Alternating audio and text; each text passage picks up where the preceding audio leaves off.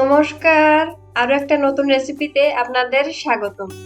আজকে খুবই মজার একটা রেসিপি আপনাদের সাথে শেয়ার করব। গাজরের লাড্ডু।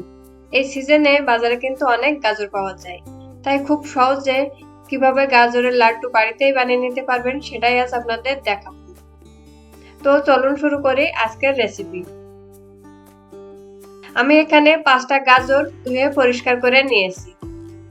এবার গাজরগুলোর খোসা ছাড়িয়ে গ্রেট করে নেব। আপনারা যদি বেশি করে বানিয়ে নিতে চান তাহলে কিন্তু এখানে গাজরের পরিমাণটা একটু বাড়িয়ে নেবেন। গাজরগুলোর খোসা ছাড়ানো হয়ে গেলে এর দুইটা সাইড থেকে কেটে বাদ দিয়ে দেব। তারপর একটা গ্রেটার দিয়ে এই গাজরগুলো কুড়িয়ে নিচ্ছি। এই গাজরগুলো কিন্তু ছোট ছোট করে কেটে ব্লেন্ডারে পেস্ট করেও নিতে পারেন, তবে এইভাবে গ্রেট করে নিলে গাজরের লাড্ডুগুলো খেতে কিন্তু বেশি মজা হয়। দেখুন, সবগুলো গাজরই আমি একইভাবে গ্রেট করে নিয়েছি। এবার গাজরের লাড্ডু বানানোর জন্য একটা ফ্রাই প্যানে দিয়ে দিচ্ছি 1 চামচ পরিমাণে ঘি। গাজরের লাড্ডু বানানোর জন্য ঘি কিন্তু অবশ্যই লাগবে। এই ঘি দিলে গাজরের লাড্ডুর স্মেলটা খুব ভালো হয়। ঘিটা একটু গরম হয়ে গেলে দিয়ে দিচ্ছি 2টা এলাচ। তারপর দিয়ে দেব গ্রেট করে রাখা গাজর।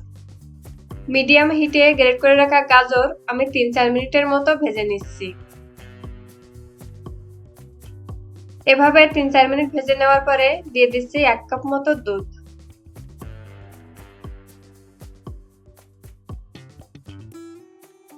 দুধের সাথে গাজরটা ভালো করে মিশিয়ে নিচ্ছি। এখানে আপনারা চাইলে অর্ধেকটা দুধ আর অর্ধেকটা জল দিয়েও কিন্তু এই লাড্ডুগুলো বানিয়ে নিতে পারবেন, তবে দুধ দিয়ে বানালে খেতে কিন্তু বেশি মজা হয়। দুধের সাথে গাজরটা ভালো করে মিশিয়ে আমি 5 মিনিটের মতো ঢেকে রাখবো। 5 মিনিট পরে ঢাকনা উঠিয়ে আমি আবারও গাজরটা ভালো করে নেড়ে চেড়ে নেব। এতে করে গাজরটা তলায় লেগে যাবে না আর ভালোভাবে সিদ্ধও হয়ে যাবে। গাজরটা ভালো করে মিশানোর পরে আবারও 5 মিনিটের মতো ঢাকনি দিয়ে ঢেকে রাখবো।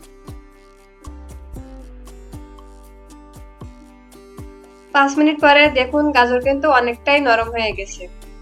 এখন আবারও ভালো করে মিশিয়ে নেব। তারপর দিয়ে দিচ্ছি 1/2 কাপ চিনি। আপনারা যারা বেশি মিষ্টি পছন্দ করেন তারা কিন্তু এখানে চিনির পরিমাণটা একটু বাড়িয়ে নেবেন, তবে গাজর যেহেতু মিষ্টি তাই এখানে চিনির পরিমাণটা একটু কম দিয়ে বানালে লাড্ডুগুলো খেতে ভালো লাগবে। চিনি দেওয়ার পর গাজর কিন্তু অনেকটাই নরম হয়ে যাবে। এভাবে উল্টে পাল্টে আমি চিনির রসটা শুকিয়ে নেব। গাজরটা কিন্তু অবশ্যই অনবরত নাড়তে থাকতে হবে, তা না হলে নিচের দিক থেকে লেগে যেতে পারে। তারপর যখন চিনির রসটা শুকিয়ে যাবে তখন দিয়ে দিচ্ছি 1 চামচ চালের গুঁড়া।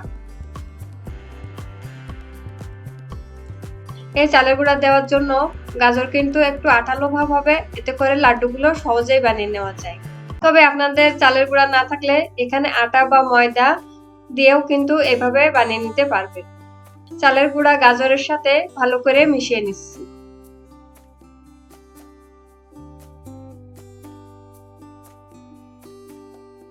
এখন দিয়ে দিচ্ছি বাদাম কুচি। এই বাদাম কুচি দেওয়ার জন্য কিন্তু গাজরের লাড্ডুগুলো খেতে অনেক বেশি মজার হয়। আমার গাজরের লাড্ডু কিন্তু প্রায় হয়ে গেছে।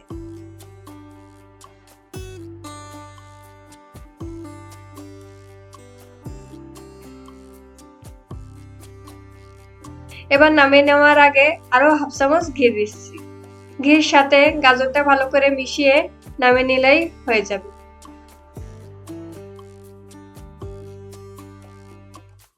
আপনারা যারা আমার চ্যানেলে নতুন তারা প্লিজ আমার চ্যানেলটা সাবস্ক্রাইব করবেন আর পাশে থাকা বেল আইকনটা ক্লিক করে দিবেন। এতে করে আমার চ্যানেলের নতুন নতুন সব ভিডিও সবার আগে আপনার কাছে পৌঁছে যাবে।